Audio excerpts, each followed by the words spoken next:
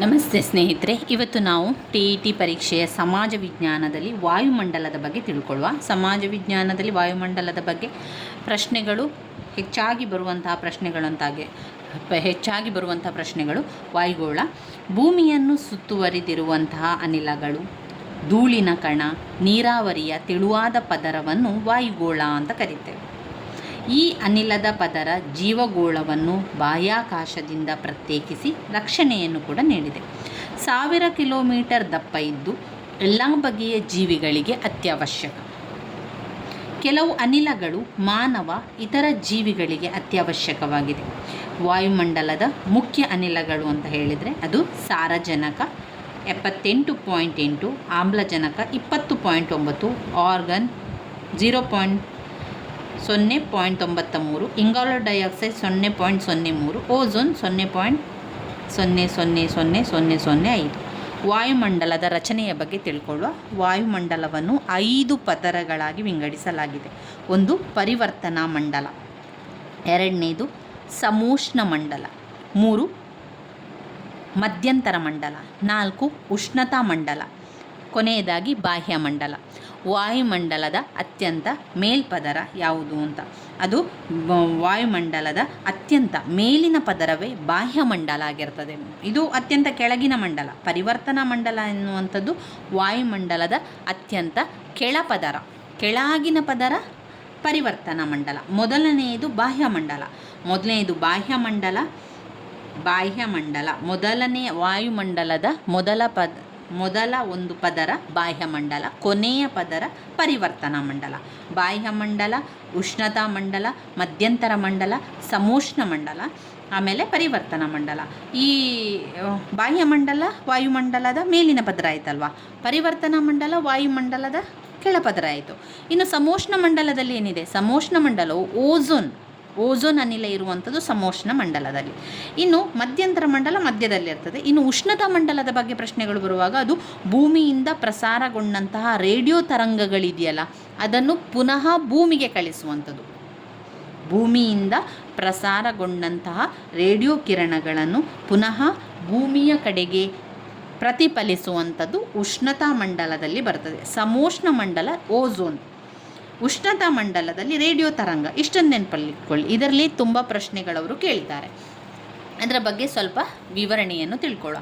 ಪರಿವರ್ತನಾ ಮಂಡಲ ಅಂತ ಬಂದಾಗ ವಾಯುಮಂಡಲದ ಅತ್ಯಂತ ಕೆಳಪದರವೇ ಪರಿವರ್ತನಾ ಮಂಡಲ.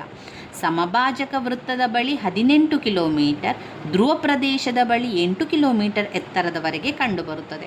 ಹವಾಮಾನ, ಉಷ್ಣಾಂಶ, ಒತ್ತಡ, ಮಾರುತಗಳು, ಮೋಡ, ಮಳೆ ಇತ್ಯಾದಿ ಅಂಶಗಳು ಕಂಡುಬರುತ್ತದೆ. ಈ ವಲಯದಿಂದ ಎತ್ತರಕ್ಕೆ ಹೋದಂತೆ ಉಷ್ಣಾಂಶ ಮತ್ತು ಒತ್ತಡ ಪ್ರಮಾಣ ಕಡಿಮೆಯಾಗುತ್ತಾ ಹೋಗ್ತದೆ. ಇನ್ನು ಸಮೋಷ್ಣ ಮಂಡಲದಲ್ಲಿ ವಾಯುಮಂಡಲದ 2ನೆಯ ಪದರವೇ ಸಮೋಷ್ಣ ಮಂಡಲ 50 ಕಿಲೋಮೀಟರ್ವರೆಗೆ ಹಬ್ಬಿತ್ತು ಪರಿವರ್ತನಾ ಮಂಡಲದ ಮೇಲಿದೆ. ನಂತರ ಬರುವಂಥದ್ದು ಸಮೋಷ್ಣ ಮಂಡಲ. ಮೊದಲನೇದು ಮೇಲಿನ ಪದರ ಬಾಹ್ಯಮಂಡಲ. ಅದಾದ ನಂತರ ಸಮೋಷ್ಣ ಮಂಡಲಕ್ಕೆ ಅವರು ಹೇಳಿದ್ದಾರೆ ಇದು 2ನೆಯ ಪದರ ಅಂತ ಹೇಳಿದ್ದಾರೆ. ಇದನ್ನು ಅವರಲ್ಲಿ ಆಚೆ ಈಚೆ ಮಾಡಿ ಕೊಟ್ಟಿದ್ದಾರೆ, ಉಲ್ಟ ಪಲ್ಟ ಮಾಡಿ ಬರೆದು ಕೊಟ್ಟಿದ್ದಾರೆ. ನಮಗೆ ಸರಿಯಾಗಿ ನೆನಪಲ್ಲಿ ಇಡಬೇಕು. ಮೇಲಿನ ಪದರ ಇಲ್ಲಿದೆ ನೋಡಿ. ವಾಯುಮಂಡಲದ, ನಾವು ಸ್ಟೆಪ್ ಬೈ ಸ್ಟೆಪ್ ತಿಳ್ಕೊಳ್ಳುವ. ವಾಯುಮಂಡಲದ ಅತ್ಯಂತ ಮೇಲಿನ ಪದರ ಬಾಹ್ಯಮಂಡಲ.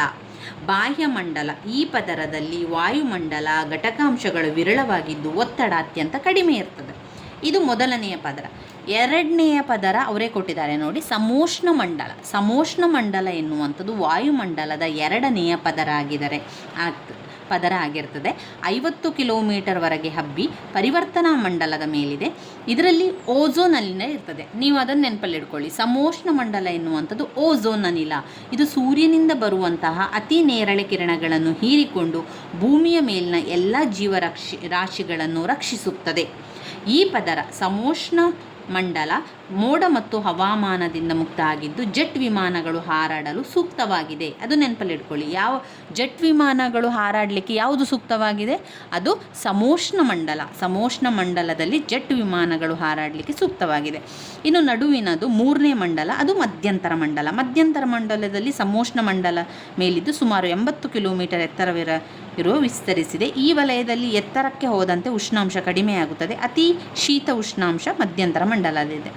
4ನೆಯ ಪದರ ಉಷ್ಣತಾ ಮಂಡಲ. ಈ ಉಷ್ಣತಾ ಮಂಡಲವು ಮಧ್ಯಂತರ ಮಂಡಲದ ನಂತರ ಕಂಡುಬರುತ್ತದೆ.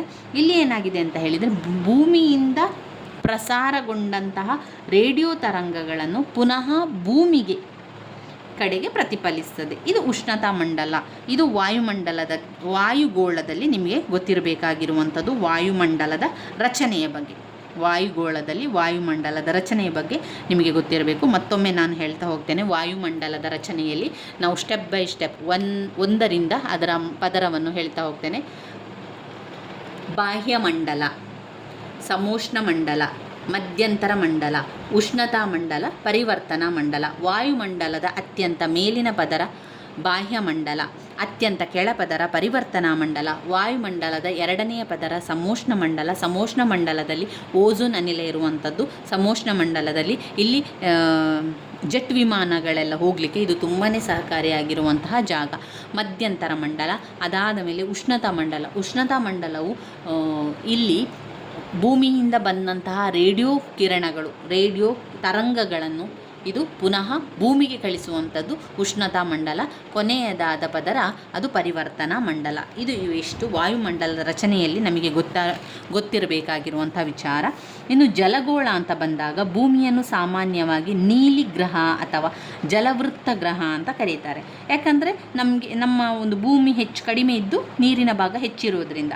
ಪ್ರಪಂಚದ ಅತಿ ದೊಡ್ಡ ಜಲರಾಶಿಗಳೆಂದರೆ ಪೆಸಿಫಿಕ್, ಅಮೇರಿಕಾದಿಂದ ನಡುವೆ ಯುರೋಪ್, ಅಟ್ಲಾಂಟಿಕ್ ನಡುವೆ ಹಿಂದೂ ಮಹಾಸಾಗರ, ಉತ್ತರ ಧ್ರುವ ಸಾಗರ. ಉದಾಹರಣೆಗೆ ಸಾಗರ ಆಳವಾದ ಮತ್ತು ವಿಸ್ತಾರವಾದ ಜಲರಾಶಿ ಹೊಂದಿದ್ದು ಭೂಖಂಡಗಳ ನಡುವೆ ಹಂಚಿಕೆಯಾಗಿರುತ್ತದೆ. ಸಮುದ್ರ ನಿರ್ದಿಷ್ಟ ಗಡಿ ಇಲ್ಲದಿದ್ದರೂ ಚಿಕ್ಕ ಜಲರಾಶಿ ಸಾಗರಗಳ ವಿಸ್ತಾರಕ್ಕೆ ಹೋಲಿಸಿದರೆ ಚಿಕ್ಕದು. ಅರಬ್ಬಿ ಸಮುದ್ರ ಮತ್ತು ಕ್ಯಾಸ್ಪಿಯನ್ ಸಮುದ್ರ, ಕೆಂಪು ಸಮುದ್ರ. ಖಾರಿ ಅಂದರೆ 2 ಭೂಭಾಗಗಳ ಮಧ್ಯೆ ಚಾಚಿಕೊಂಡು ಕಾಣುವಂಥ ಜಲರಾಶಿ. ಮನ್ನಾರ್ ಖಾರಿ, ಪರ್ಷಿಯನ್ ಖಾರಿ, ಮೆಕ್ಸಿಕೋ ಖಾರಿ. ಇನ್ನು ಕೊಲ್ಲಿ ಎನ್ನುವಂಥದ್ದು ಪ್ರಾಯಶಃ ಭೂಭಾಗದಿಂದ ಸುತ್ತುವರಿಯಲ್ಪಟ್ಟ ಅರ್ಧ ವೃತ್ತಾಕಾರದ ಸಮುದ್ರ ಭಾಗವಾಗಿದ್ದು ಭೂಭಾಗದ ಕಡೆಗೆ ಚಾಚಿಕೊಂಡಿರುತ್ತದೆ. ಬಂಗಾಳ ಕೊಲ್ಲಿ, ಬಿಸ್ಕೆ, ಫಂಡಿ, ಹಡ್ಸನ್. ಜಲಗೋಳ ಅಂತ ಬಂದಾಗ ಅತಿ ದೊಡ್ಡ ಜಲರಾಶಿ ಅಂತ ಹೇಳಿದರೆ Pacific, Atlantic. Asia, Africa, Australia ನಡುವೆ ಹಿಂದೂ ಮಹಾಸಾಗರ, ಉತ್ತರ ಧ್ರುವ ಸಾಗರ. ಏಷ್ಯಾ, ಆಫ್ರಿಕಾ, ಆಸ್ಟ್ರೇಲಿಯಾ ಅತಿ ದೊಡ್ಡ ಜಲರಾಶಿಗಳಿರುವಂಥದ್ದು. ಜಲಸಂಧಿ ಅಂತ ಬಂದಾಗ ಸಮುದ್ರಗಳನ್ನು ಸೇರಿಸುವಂತಹದ್ದೇ ಜಲಸಂಧಿಯಾಗಿರುತ್ತದೆ. ಒಂದು ಪಾಕ್ ಜಲಸಂಧಿ ಶ್ರೀಲಂಕಾ ಮತ್ತು ಭಾರತದ ನಡುವೆ ಇದೆ. ಅದು ಎಲ್ಲಿದೆ? ಭಾರತ ಮತ್ತು ಶ್ರೀಲಂಕಾದ ನಡುವೆ ಜಲಸಂಧಿ ಇರುವಂಥದ್ದು. ಪಾಕ್ ಜಲಸಂಧಿ ಇರುವಂಥದ್ದು ಶ್ರೀಲಂಕಾ ಮತ್ತು ಭಾರತದ ನಡುವೆ.